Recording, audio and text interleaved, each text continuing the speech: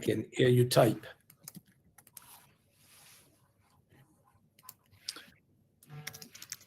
All right.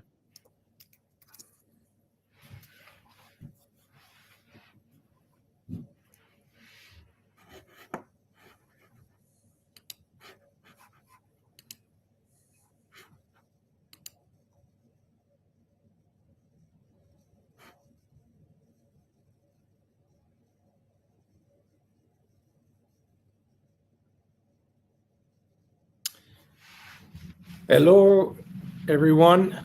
Good morning, good afternoon, depending on where you're sitting across the globe. Thanks for joining us. We'll give it another couple of minutes before we start, so we give everyone a chance to log in, to join.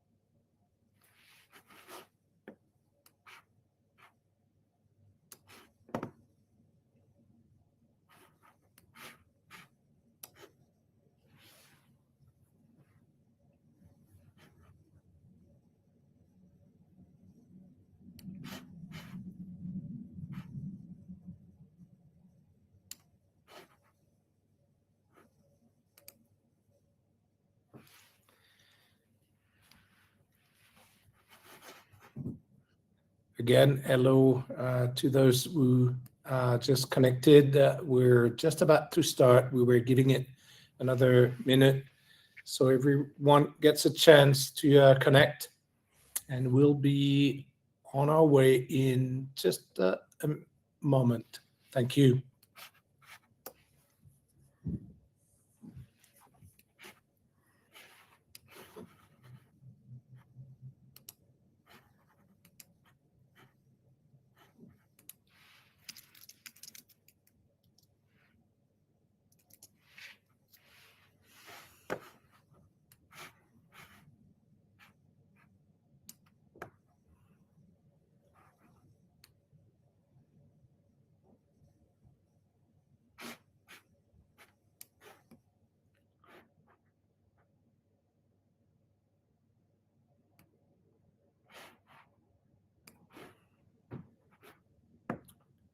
Okay, I think we're good to go, aren't we, Christoph?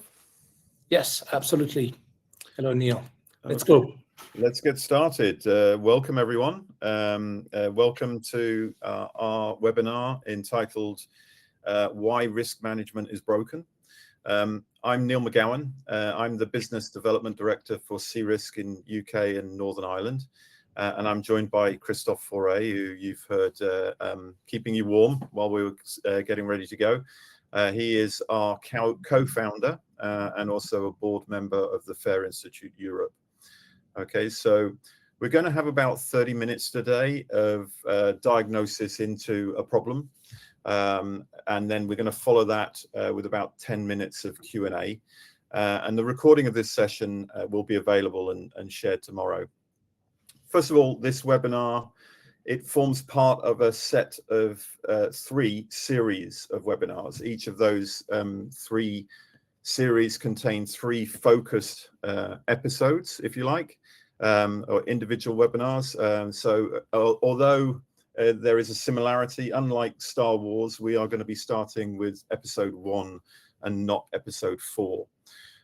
So this is the first webinar of series 1. The webinar starts by framing the problem and setting up the method that webinars 2 and 3 of this particular series will operationalize, show you how to actually do it. Anyone joining for just one of these will get a self-contained diagnosis of the problem. Anyone registering for the series will get the full chain of the problem, the solution, and how to operationalize it. So it's not a product demo session. It's not a sales pitch from C-Risk. It's just discussing the evidence and talking about the shift that needs to occur in order to address this problem. So let me show you where we're going in the next 30 minutes. In the next 30 minutes, we will be looking at, first of all, the claim. There's going to be a big, bold claim here, and that may resonate with some of you, or it may not. Okay, but we're going to spend about five minutes on each of these 5 elements, and then we're going to leave time for a Q&A. The claim itself is basically a 1-sentence thesis. It's strong enough to be disagreed with, and feel free to do so if you wish. There's plenty of opportunity to post your questions in the chat, and the more questions you post, the more we'll come to either during the session or at the end of the session. Once we've established the claim, we're going to look at the evidence that supports that claim, okay, the external research and also real-world examples. So this is not just an opinion of C-Risk. We're going to back up that claim with other points of view as well. Then we're going to diagnose the problem itself and the mechanism behind it. We're going to have a look at the shift that needs to replace the status quo. And then we're going to have a look at the method, a high-level preview of how you go about making that shift. And that will be discussed in more detail in episodes 2 and 3 of series 1 of this webinar collection. So as a reminder, post your questions in the chat at any point. We will address the most important ones in the Q&A, and don't wait until the end. If you've got a question, we will address it as soon as you start to post it into the chat. So with that, I'm going to hand over to Christoph. So what's the claim in 1 sentence, Christoph? Well, the claim is very simple. Most cyber risk programs are defensible against an auditor, but quite useless to a board.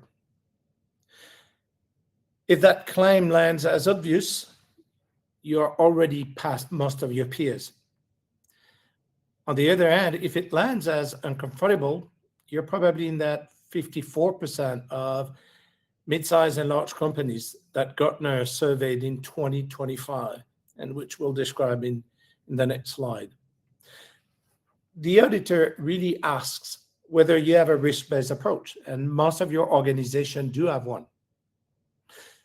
But the board asks whether you're taking the right amount of risk, and that's a much tougher question to answer.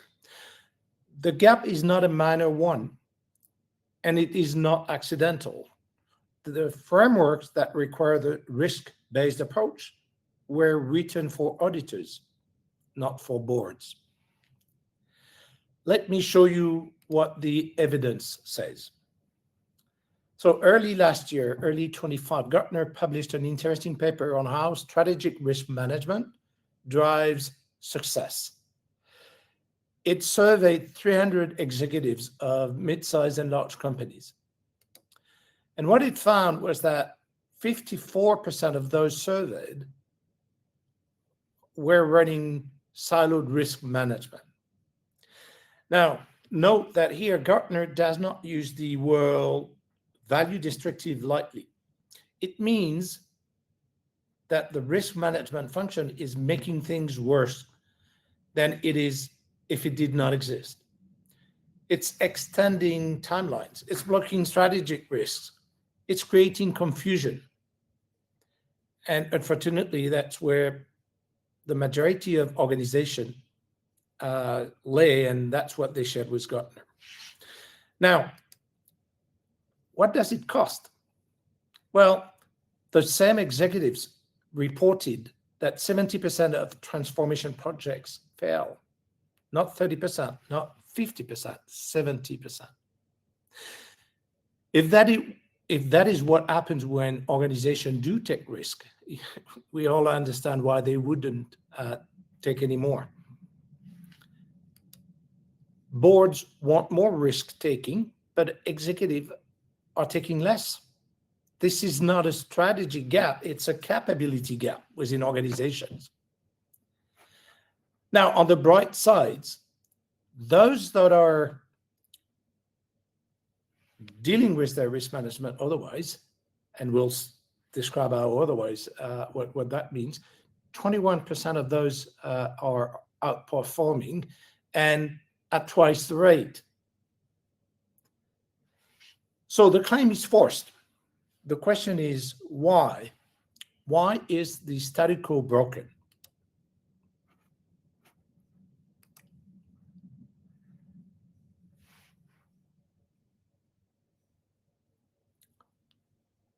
Neil?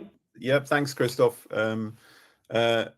That's the Gartner perspective, and as we mentioned, that we would be talking about this from the perspectives of both the analysts but also the real world. And what I've got here for you is the evidence that we see for ourselves. You know, when it comes to surveys, they provide a good insight, but often they rely on subjective or qualitative responses. The truth really lies in the data and what we see. So here are some recent examples of where major organizations have suffered high-profile breaches, yet they all had one thing in common. They were all compliant, they were all certified, and yet they were all still breached. Let's take, as an example, JLR, or Jaguar Land Rover. The incident that arose there was as a result of a credential breach more than 4 years earlier, and yet the compliance audit was passed every year between then and their most recent incident. This goes to show that there's one key thing to take from that, right? Compliance is not the goal of risk management. It's an important part of it, but it should be an outcome of risk management done properly. The problem is that too many organizations, they focus on compliance, yet they leave themselves exposed to major risks.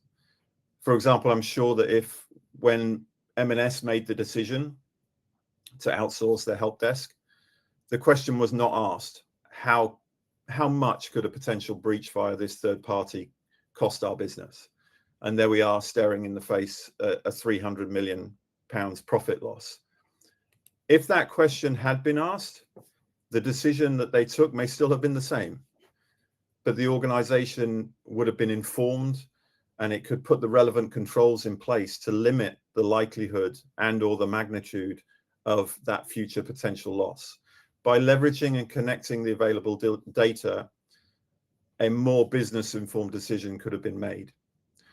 So why does this problem exist? Let's deep dive into the key symptoms and the diagnosis of the problem.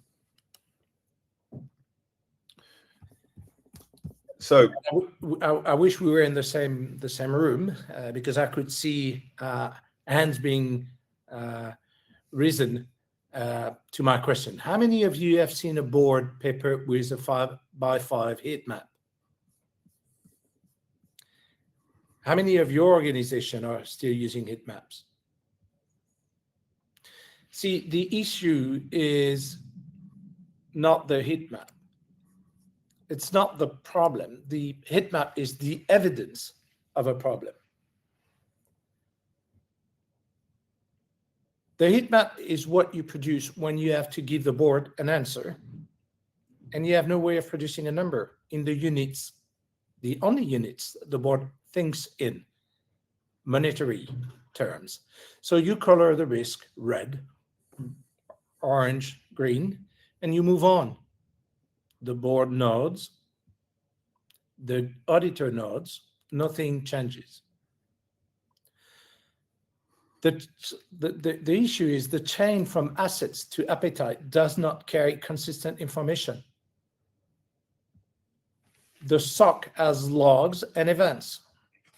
The vulnerability team has CVSS scores, and the GRC tool has risk statement.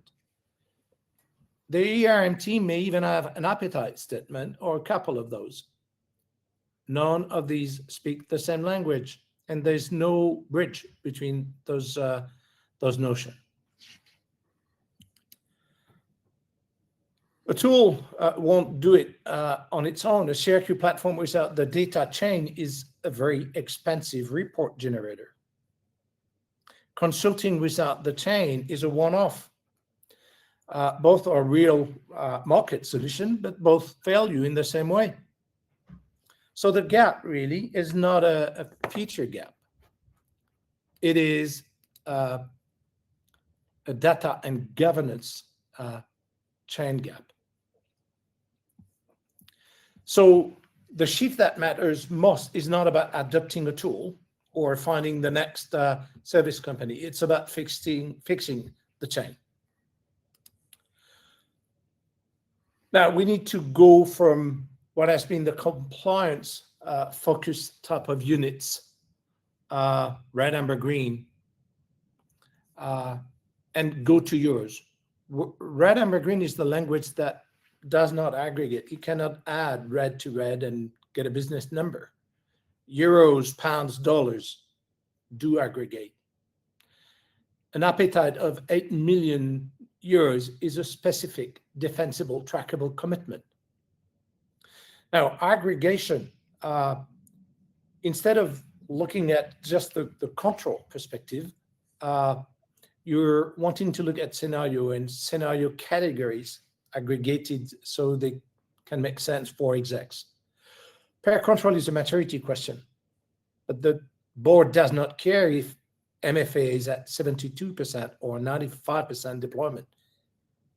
They care whether the data breach category is above their appetite. The per scenarios category aggregates per control maturity into the things the board governs. Appetite, going from qualitative versus to financial versus financial. DORA Article 6, for instance, explained that regulators are now mandating that risk tolerance levels be set. That used to be something optional. It no longer is for those falling under DORA.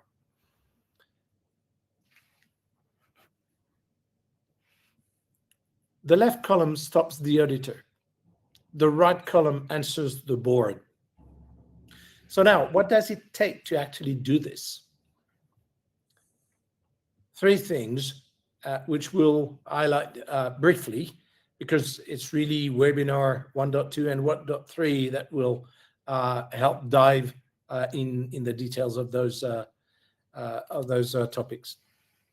And before I move to examples, let me show you the architecture, what we believe is the target operating model and architecture of a proper data-driven risk management.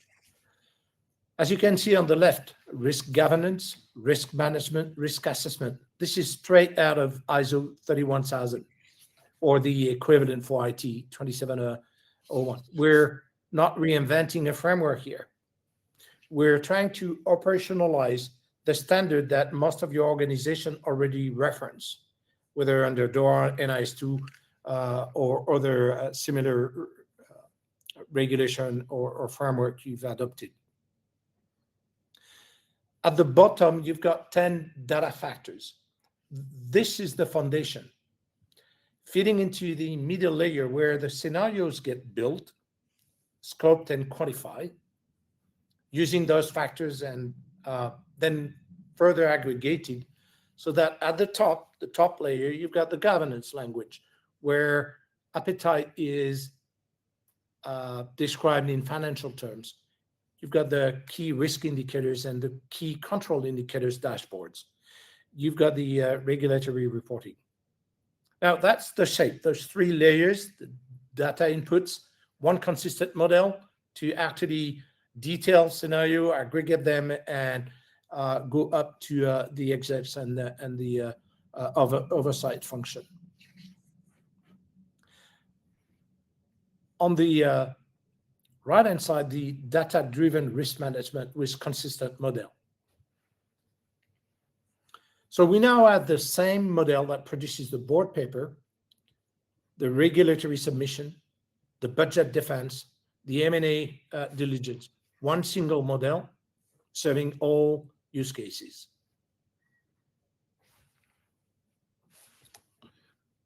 Okay, so if we look back at this slide and we look at the title, it talks about coherent data end to end. If there's one thing that you should remember, one phrase that you should remember from this slide, It's not the absence of a tool that breaks risk management today. It's the absence of a coherent data chain. How do we join this up together so that we satisfy the requirements of our decision makers with the available data to us? So over the next 2 webinars, we're going to be focusing on, first of all, the bottom row, those 10 data factors, what each one means, where it lives, and who owns it. That's going to be the webinar number 2 in this series. And then if we look towards the middle of the diagram, we're going to be focusing on webinar 3 on how we aggregate individual scenarios into business output families so that the board can make informed decisions and how we satisfy the board agenda. The one thing to remember is that this work, as you do it, it's modeled once, right? It's those 10 data factors, the information that you capture is modeled once and it's reused everywhere. It's not the data, not the scenarios, not the regulatory mapping. None of it gets rebuilt for the next use case. It's all there to be reused. So let's bring all of that together then. Yeah, and maybe see how that translates in practical terms. And absolutely. Those are some examples. Yeah, absolutely. So we made a big bold claim right at the beginning, right, which is that most cyber programs may comply, but they're completely useless to the board, whether you agree, disagree, partially agree. But we back that up with the evidence from the analysts and the evidence from the real world examples. And we've discussed the symptoms of the problem, what needs to change, and how to go about changing it. But the key thing is, you know, what do we get in return, right? Why are we doing this? What do we expect to get out of it? And what we get are real outcomes. They're real business outcomes. So whether it's lowering cyber insurance premiums through understanding your level of exposure and having a more meaningful conversation with your cyber insurer, whether it's accelerating merger and acquisition decisions and helping support your organization's business strategy, or whether it's reducing the effort required to satisfy compliance audits. These are just a few examples that have come from working with our customers around the globe. Establishing that coherent data chain to do risk management right provides the board the answers to the questions that they're really asking. And those questions are things like, what is our risk exposure? How much are we prepared to accept? And what should we do with the rest? So let's see what's coming up next.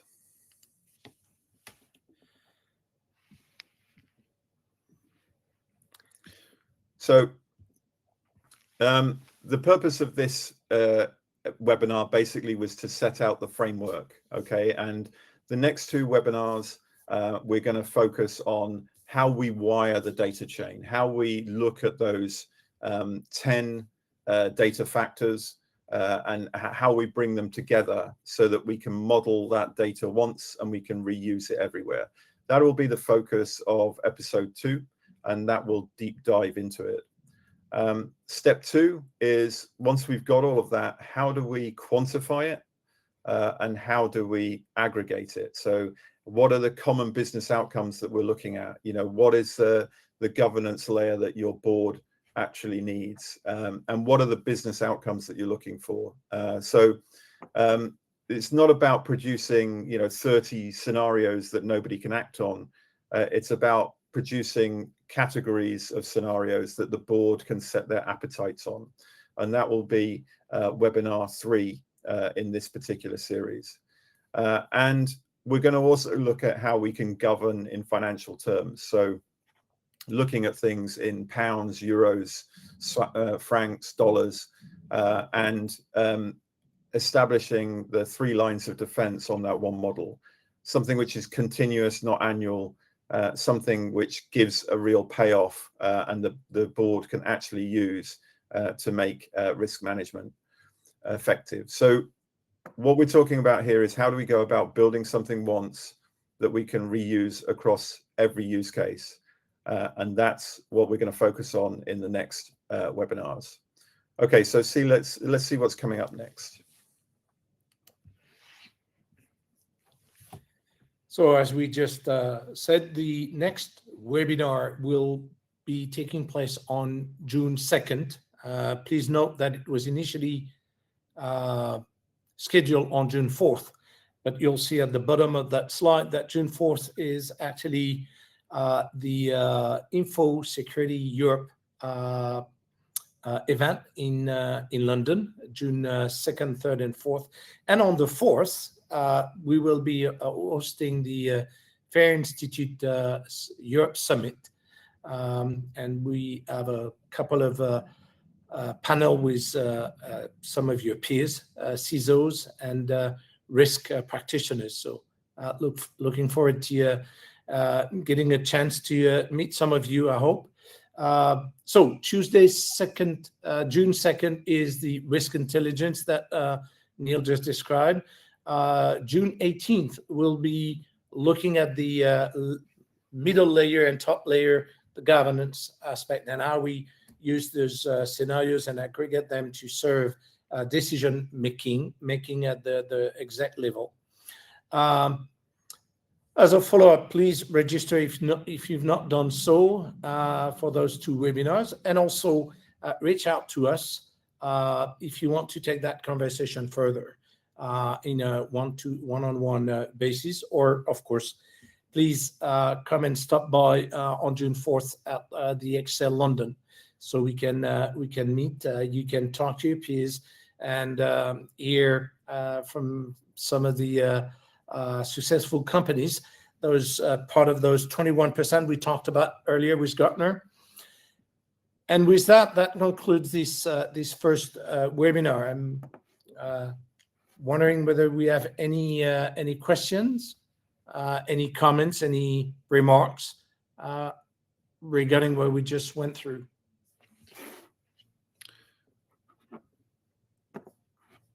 We do.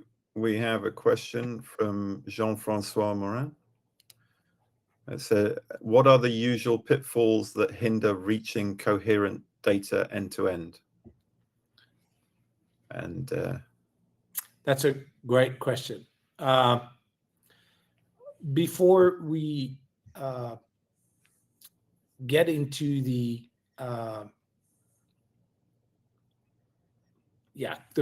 current data, there's two aspects to it. The first is making sure that what we're looking at when looking at risk analysis is indeed something of value. And the very difficult thing is not so much finding the relevant and current data, but it's linking. It's that chain aspect, making sure that we get the engagement of business, so they explain what is of importance to the operation of the organization. An enterprise is a flow of data and a flow of money, if we boil it down to the simplest expression of it.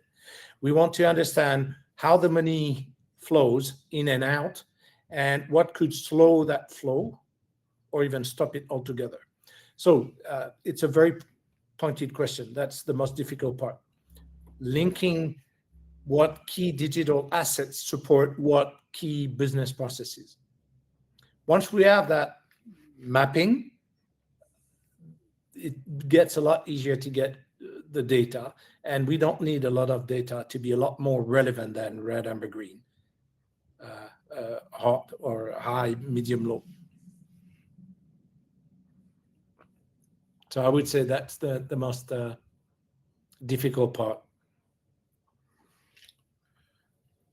So pose a question to the audience the other way around then. Christophe made a big, bold claim at the beginning, saying that most risk management programs satisfy the auditors, but they don't. They're completely useless to the board. Anybody care to pass a comment on that in the chat as to whether or not they agree or disagree or slightly agree?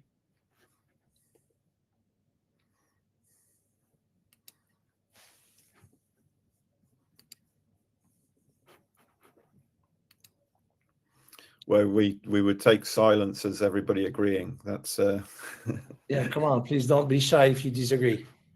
No, we have an agree. All right. If anybody you, Alex. disagrees, please feel free. Thank you, Alex. Yeah. So I think we all recognize that there's a problem, right? That things aren't working the way that we should. Those examples that we brought up from the UK, just the UK alone, show that there is a problem. Decisions are being made without the relevant data, without a coherent data end to end that allows fundamentally what is a communication in a common language. That's the issue, right? Is that different parts of the organization are talking very, very different languages, and therefore when it comes to making informed decisions, there's either a lack of information or a misunderstanding or a misrepresentation because of the translation of those two languages. So I see we have a comment from absolutely, Benoit. Compliance done properly can lead to good risk management practices, indeed.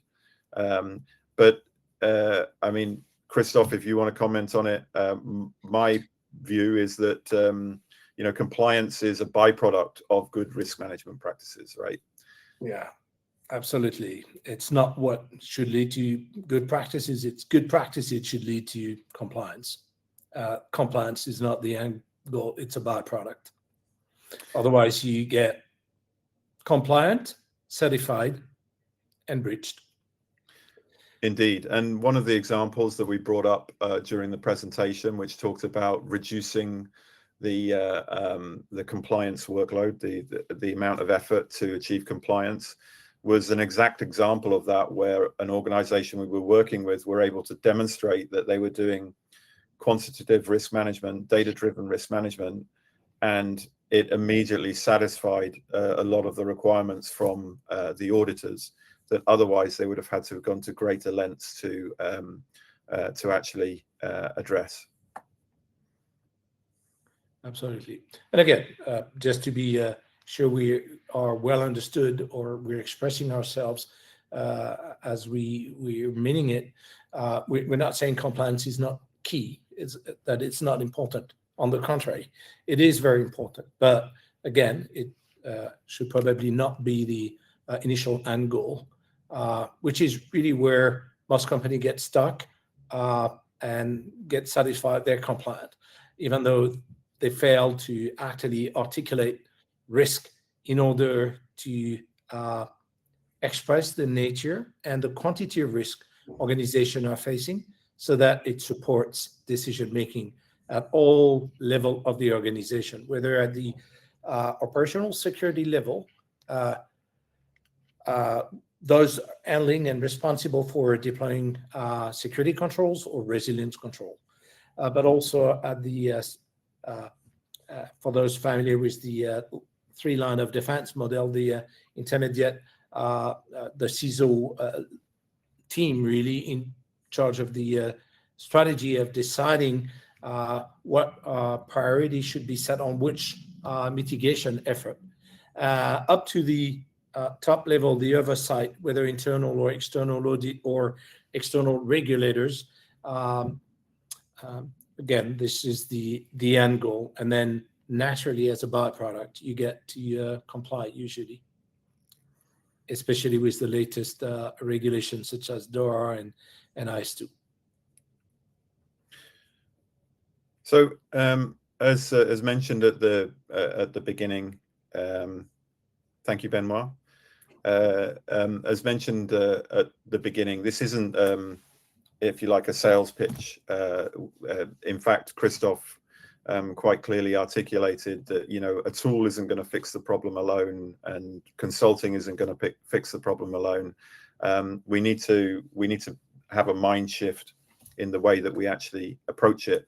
And there's a golden opportunity in early June to hear, not from ourselves, who are obviously involved in helping organizations to do this, but actually to hear from those organizations themselves that have done it at the FAIR Institute Summit in London. So if you are able to attend, if you are interested, if you're there for InfoSec, then by all means attend.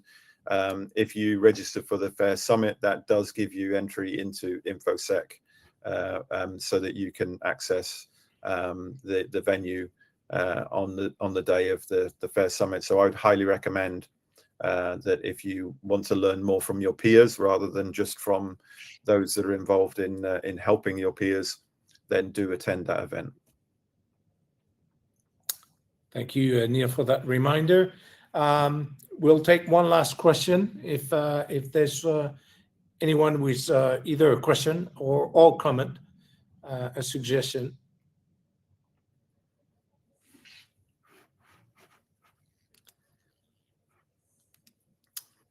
Well, if there's no more question, we'll end the webinar. Thank you all for attending. Thank you for the interaction, and we look forward to seeing you at our next webinars and maybe in London. Thank you, Neil. Thank you, everyone. Thank you. And thank you, Leah, for the reminder of the upcoming webinar.